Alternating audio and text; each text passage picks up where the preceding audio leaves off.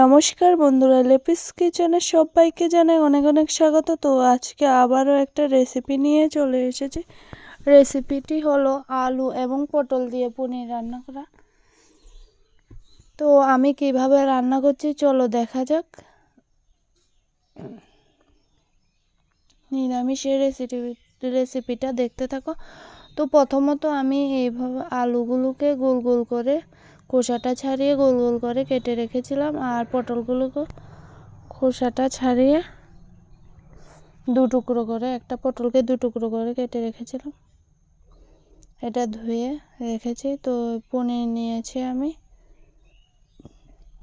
একটা বাটির মধ্যে হালকা দিয়ে দেব লবণ, আর দিয়ে দেব একটু হলুদ গুঁড়ো আর একটু লাল লঙ্কার গুঁড়ো দিয়ে এটাকে হাত দিয়ে মেখে নেব। তো একটা কড়াইয়ের মধ্যে তেল দিয়ে দিয়েছি।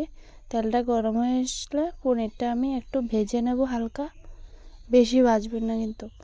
হালকা একটু ভাজা হয়ে আসলে পনিরটা নামিয়ে নেব। এভাবে উল্টে পাল্টে হালকা একটু ভেজে নিচ্ছি মিডিয়াম আঁচে। পনিরটা কিন্তু বেশি ভাজলে তাহলে খেতে কিন্তু ভালো লাগে না, আর বেশি ভাজা হয়ে গেলে পনিরটা শক্ত হয়ে যায়। তো কেটে রাখা আলুগুলো আমি এই তেলের মধ্যে ভেজে নেব হালকা একটু লবণ আর হলুদের গুঁড়ো দিয়ে।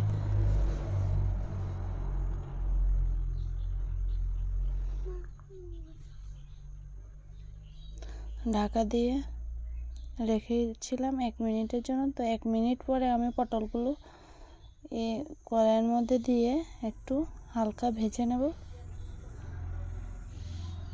এইভাবে পটলগুলোকে আর আলু পটলটাকে ভেজে নেব। তো ঢাকা দিয়ে আমি 1 মিনিটের জন্য রেখে দিয়েছি মিডিয়াম আছে। তো প্রথমত এনে আমি 1 চা চামচ লবণ দিয়েছি, আর 1 চামচ হলুদ গুঁড়ো, লঙ্কার গুঁড়ো আর জিরের গুঁড়ো দিয়েছি। তো এটাকে আমি জল দিয়ে গুলে নেব।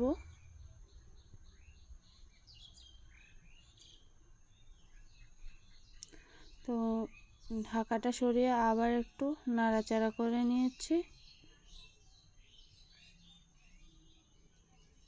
তো আমার ভাজা প্রায় হয়ে এসেছে। এখন একটা বাটির মধ্যে আমি এগুলোকে নামিয়ে নেব।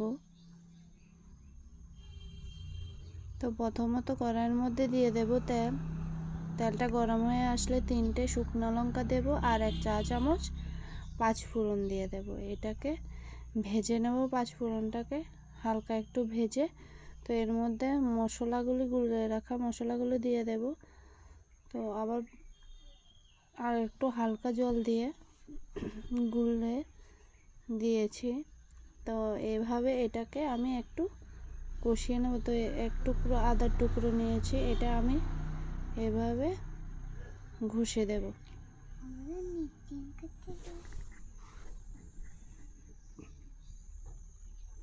তোমরা চাইলে বেটেও দিতে পারো। তো মশলাটা ভাজা হয়ে আসলে 3টে কাঁচামরিচ দিয়ে দেব। মশলাটা আমার ভাজা হয়ে এসেছে। এখন এর মধ্যে আলু পটলগুলো দিয়ে দেব ভেজে রাখা। তো এটাকে আমি আরেকটু ভেজে নেব মশলার মধ্যে, 1 মিনিট ভেজে নেব। তো 1 মিনিট পর আমি সাইডে একটু হালকা গরম জল করেছি। তো গরম জলটা আমি দিয়ে দেব। দিয়ে এটাকে একটু হালকা নাড়াচাড়া করে নেব। তারপরে এর মধ্যে পনিরগুলো দিয়ে দেব, ভেজে রাখা পনির দিয়ে এটাকে ঢাকা দিয়ে রেখে দেব 1 থেকে 2 মিনিটের জন্য মিডিয়াম আছে। তো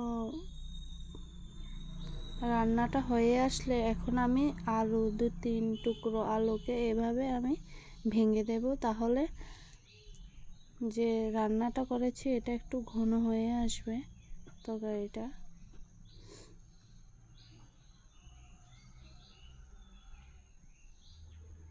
একটা চামচের সাহায্যে আমি এটাকে ভেঙে দিয়েছি। তো এখন এর মধ্যে দিয়ে দেব গরম মশলার গুঁড়া।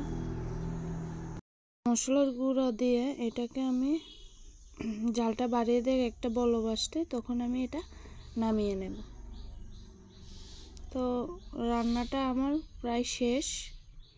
তো রেসিপিটা যদি তোমাদের ভালো লাগে তাহলে আমার চ্যানেলটিকে লাইক এবং সাবস্ক্রাইব করতে একদম ভুলবে না। যারা আমার চ্যানেলটিকে এখনও সাবস্ক্রাইব করেনি প্লিজ সাবস্ক্রাইব করে দিয়ে যাবেন ভিডিওটা ভালো লাগলে।